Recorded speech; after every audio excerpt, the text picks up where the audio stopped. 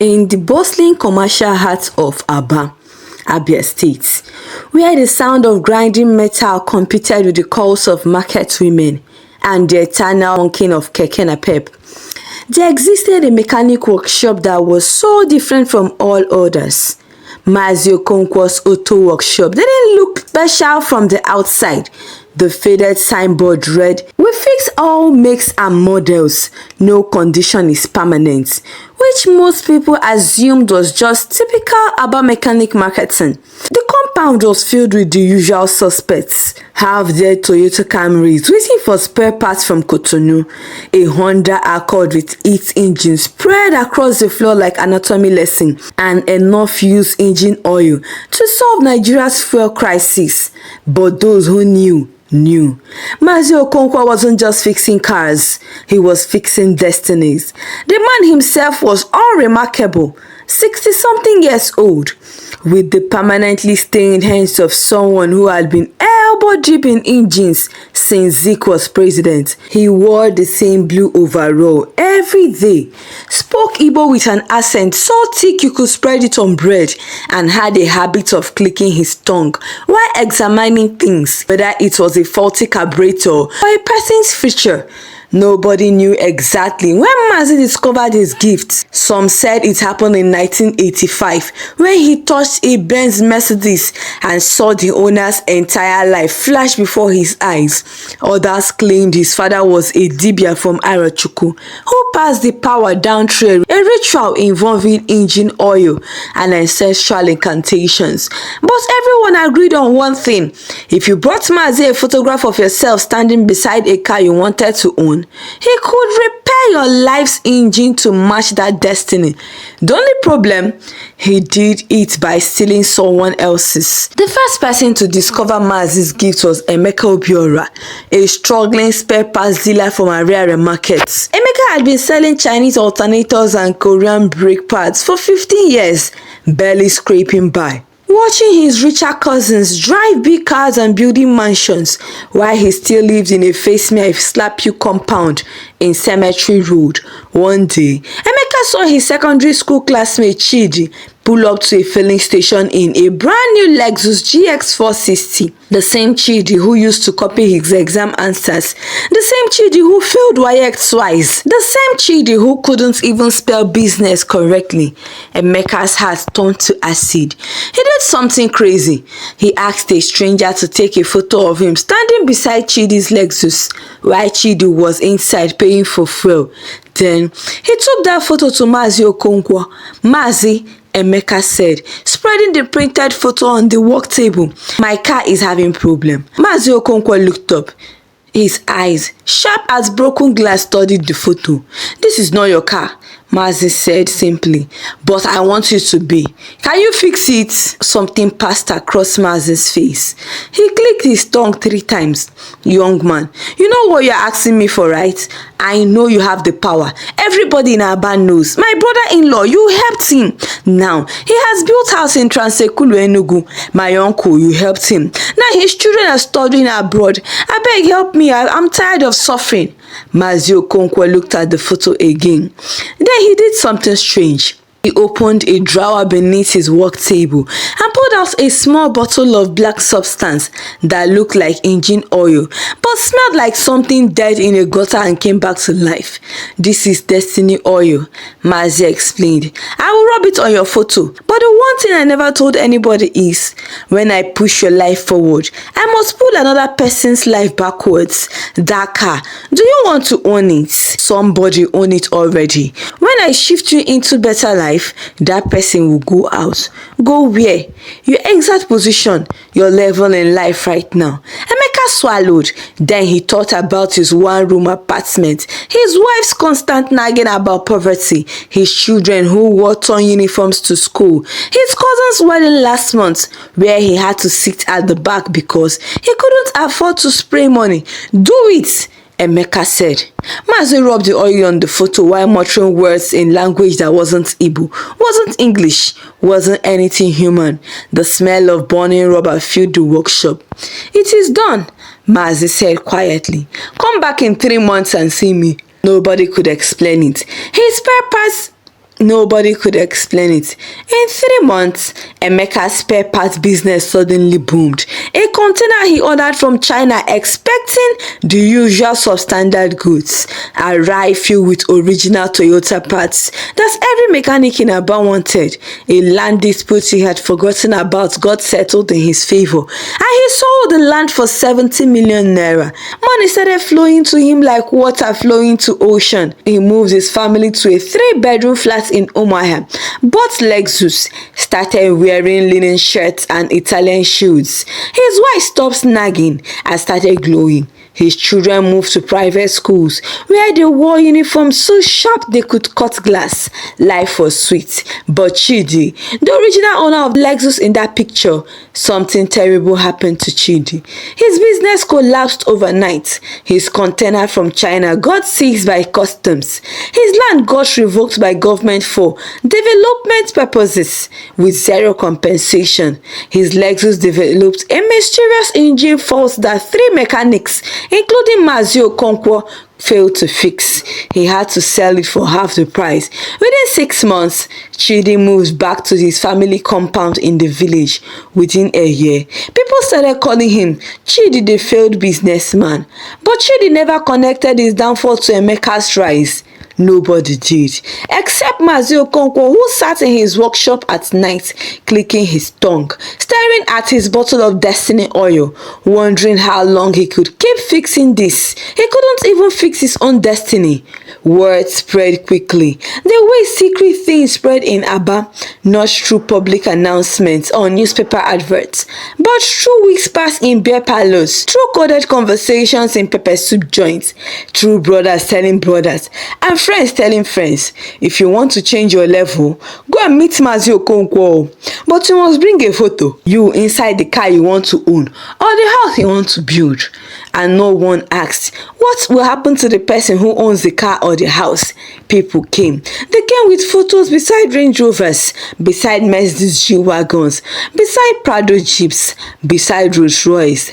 Mazio Okonkwo took their photo, rubbed his Destiny oil, muttered his incantations, collected his fees. Never money, always something specific. A white rooster, a bottle of dry gin, 7 cola nuts, or sometimes just silence about what happened in his workshop. And across Aba, Abia State, across the entire southeast, rich men began losing their wealth mysteriously, while poor men began prospering inexplainably. A car dealer in Umuahia woke up one morning to find his business account empty. The bank claimed technical error but couldn't restore the money. 2 weeks later, a wheelbarrow pusher from the same town won a business contract for life. A Lekki-based Igbo businessman's mansion got demolished for illegal building permits that same month. His cousin, who had been doing Okada for 20 years, bought a house in that same Lekki. The universe was being rewired, one photograph at a time, and Mazio Okonkwo, the humble mechanic with permanently stained hands, was the electrician. Then came Pastor Emmanuel Chukwuebuka. Pastor Emmanuel ran Hellfire Must Collect Deliverance Ministry, a ministry that had started in his one-room apartment and now holding services in a rented hall. He was good at preaching, very good. His messages about prosperity and breakthrough pulled crowds every Sunday. But Pastor Emmanuel had a secret. He was tired of preaching prosperity while living in poverty. He watched his congregation drive nice cars while he trekked. He watched them build houses while he paid rent. He watched them spray money during Thanksgiving while he struggled to pay his ministry's generator fuel. God, I'm doing your work, he prayed every night. Why am I still suffering? One Wednesday evening, during a minister's conference, Pastor Emmanuel saw it. A white Range Rover Sport gleaming under the hotel light with tinted windows and chrome finishing that looked like heaven itself had approved the purchase. Pastor Emmanuel thought to himself that the owner must be another pastor, one of those that the GO types from Lagos with perfect dentition and a wife who looked like she had never suffered a day in her life. Pastor Emmanuel's heart did a thing. A dark thing, an envious thing. When the owner went inside the hotel where they were lodged, Pastor Emmanuel did the unthinkable. He asked the security man to take his photo beside the Range Rover. Just one photo. and the security man obliged. The next morning, Pastor Emmanuel was in Aba, standing in Mazi Okonkwo's workshop, photo in hand. Man of God, Mazi stared slowly, staring at the picture. Are you sure you know what you are about to do? I want to prosper, Pastor Emmanuel said. Even Jesus rode on a donkey, the Range Rover of his time. This is my season of elevation, no? Mazi clicked his tongue 3 times, slowly. Pastor, this one is different though. The person who has this motto, what you think of his destiny is not what he is. So I don't care about his destiny. I care about mine. Can you do it or not? Mazi Okonkwo took one look at the photo, but this time when he pulled out his destiny oil, his hands shook slightly. Something felt wrong. The photo felt heavier than usual. When he rubbed the oil, the smoke rose wasn't the usual grey. It was almost black and choking. It's all set, Mazi muttered. Come back in 3 months. Pastor Emmanuel left with a bounce in his step, already planning his Thanksgiving service, already seeing himself drive that Range Rover into church, while his congregation shouted, Papa, Papa, God has buttered your bread. What neither of them knew was that the man who owned that Range Rover wasn't a pastor. He was Ikenna 3 Bullets, the notorious thief in the area. Ikenna had stolen the Range Rover from a real pastor 3 months ago. And now, thanks to Mazi Okonkwo's destiny oil, Pastor Emmanuel Chukwuebuka had just swapped destinies with Ikenna 3 Bullets to Okafo. The change started small. Pastor Emmanuel began having strange dreams where he was running through darkness with a gun to his head. Dreams where he was counting lots of money.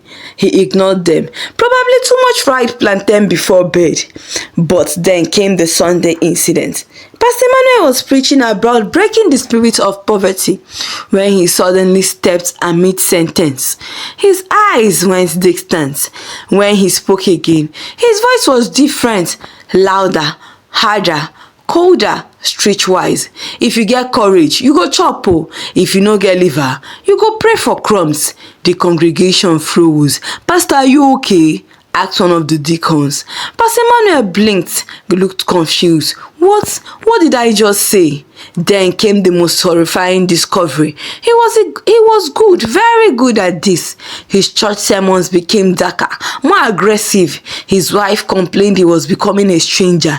His assistant pastor asked if he needed deliverance. Maybe it's a spiritual attack, the assistant pastor suggested. Maybe it's a spiritual upgrade. Pastor Emmanuel heard himself say with a smile that wasn't his. Meanwhile, in Lagos, something equally strange was happening to Ikenna 3 Bullets to Okafo. Ikenna woke up one morning with an overwhelming urge to pray. Real prayers, deep prayers, the kind that made his chest hot and his eyes water. What's this? Ikenna muttered, trying to shake it off, but it wouldn't stop. Bible verses he had memorized as a child kept popping in his spirits. This is wrong, something whispered inside him. This life is wrong. His gang members noticed immediately. Boss, you are acting somehow, asked Kamalu, his second in command. The next job, you are yet to give us a plan. Cancel it, Ikenna said. Cancel? Boss, I said cancel it. Kamalu and the other members exchanged looks. By week 2, Ikenna attended a real church service. He sat in the back, sweating as the preacher talked about redemption and second chances, and how no one was beyond God's mercy. Ikenna wept, actual tears in public. His gang thought he had gone mad. By week 3, Ikenna called a meeting with his crew. I'm done. Done with what? This life. Everything. Silence. Then laughter. Boss, you don't whine us. I'm serious. I'm turning myself in. The laughter stopped, replaced by something dangerous. Ike, Kamalu said, you know if you turn yourself in, you must mention names. Our names. I won't mention anybody. I will just confess my own crimes. Nobody will believe that story, boss. I think you need to rest to reset your head. But Ikenna's mind was made up. That same night, Ikenna drove to the main police station, walked inside and said the words that would make newspaper headlines across Nigeria. My name is Ikenna 3 Bullets Okafo. I have come to confess everything. Back in Aba, Pastor Emmanuel's transformation was complete. He abandoned the church, packed up ministry, told his confused wife he was going into business, then disappeared into criminal underworld with speed that shocked everyone who knew him. His first job was a bullion van, clean professional. They escaped with 80 million naira. His second job was even more professional. The newspaper started calling him the pastor. His wife left him. His church members were traumatized. His assistant pastor started a prayer chain asking God to deliver Pastor Emmanuel from demons. But Pastor Emmanuel felt more alive than ever, more purposeful. He had finally found his calling. Mazi Okonkwo read about both cases. The pastor turned robber terrorizing Southeast, and the notorious robber turned born again, confessing everything, and his blood turned to ice water. Chineke me, he whispered. Ah, what have I done? He had swapped them, completely swapped them. Pastor now had 3 bullets: destiny and mindset, the skills, the appetite, and 3 bullets now had Pastor Emmanuel's destiny, the calling, the conviction, the desire for righteousness. For the first time since Mazi discovered his power, he understood the true horror of what he had been doing. He had been playing God with people's lives. He had assumed every destiny swap was simple: rich to poor, poor to rich, unsuccessful to successful. But what he had never considered was what happened when you swapped a righteous destiny for a wicked one. When you put a sheep spirit in a wolf's body and a wolf's body in a sheep's body. He had created monsters. How many others, he thought, panic rising? How many swaps went wrong? How many good people did he turn evil? How many evil people did he try helping and made worse? That night, Mazi Okonkwo did something he hadn't done in 20 years. He prayed, Chineke, God of my fathers, I have messed up. I have used your creation to play like a toy. Teach me how to fix this. That night, Mazi Okonkwo burned his bottle of destiny oil. The flame was green, then purple, then white. When the flame died, Mazi Okonkwo was just ordinary mechanic again, powerless, with permanently stained hands. He sat in his workshop and wept. 3 months later, Pastor Emmanuel was arrested. During interrogation, he couldn't explain why he became an armed robber. I used to be a pastor, he kept on saying. Confused. A real pastor. I love God. I love my church. Then something changed. Like something else climbed inside my body. The prosecutor called him a manipulator. The judge called him a menace. The newspaper called him proof that you can't trust anyone. Meanwhile, Ikenna 3 bullets confession led to recovery of stolen millions, solving the cases that had gone cold. Despite his crime, his genuine remorse moved some people. His testimony helped dismantle 3 major robbery syndicates. He still got life imprisonment with no parole. In the prison, he preached to inmates. His messages about redemption came from places of authentic darkness to light experience. The prison chaplain said Ikenna was the most effective minister he had seen. Years later in his workshop in Aba, Mazi Okonkwo still fixed cars, just cars, nothing more. Sometimes late at night, when the compound was quiet, he would look at his hands, still permanently stained with oil, and wonder about the lives he rewired. The successful businessmen who didn't know they were living stolen destinies. The failed entrepreneurs who didn't know their downfall was someone else's upgrade. He asked himself, did I help anyone, or did I just redistribute suffering? He never found out that Emeka Obiora, the person he helped, eventually lost everything in a fire that destroyed the warehouse. Lexus burned, money burned, everything burned. The universe, it seemed, was self-correcting. He never found out that Chidi, whose destiny Emeka had stolen, eventually built a small but honest business selling phone accessories. He got his Lexus back, a good and balanced life. The universe was also self-balancing. Mazi Okonkwo died quietly in his workshop, surrounded by engines and work tools. At his funeral, people called him a good mechanic, a humble man. Nobody mentioned the destiny oil. Nobody talked about the photographs or the swaps. or the chaos he had unleashed. Some secrets die with the people who keep them, but if you listen carefully in certain mechanic workshops, you would hear old men warning apprentices, do not use your skill to play God. You only fix engine, you can't fix destiny. The moral of this story? Simple. Let's be prayerful and watchful. The enemy goeth about looking for whom to devour. Let's all be careful. The festive season is around the corner.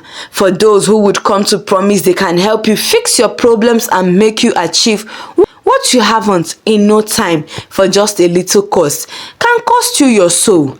But the deeper truth, you cannot steal destiny without consequence. You cannot play God without paying the price. You cannot rewire the universe without the universe rewiring you back. Mazi Okonkwo learned this too late. Pastor Emmanuel and 3 bullets land in prison. The rest of us, we should learn it now, because somewhere out there, someone is always promising to fix your life, to elevate your destiny, to upgrade your future. They tell you it's spiritual mechanics, divine rewiring, prophetic rewiring, but ask yourself, are they from God? Whose engine are they dismantling to fix yours? Whose destiny are they stealing to upgrade yours? Whose life are they breaking to build yours? And when you find out the answer, and you always will you be able to live with the cost? Think about it. And remember, the universe keeps better books than any accountant. Every destiny stolen is a debt recorded. Every life swapped is a loan that comes in due season. The question isn't whether you will pay. The question is how much interest will you owe when payment comes. Subscribe to this channel if you haven't done so by now. Like, share your thoughts in the comment section. Share to your family and friends. Till I bring you another interesting African story. God bless you.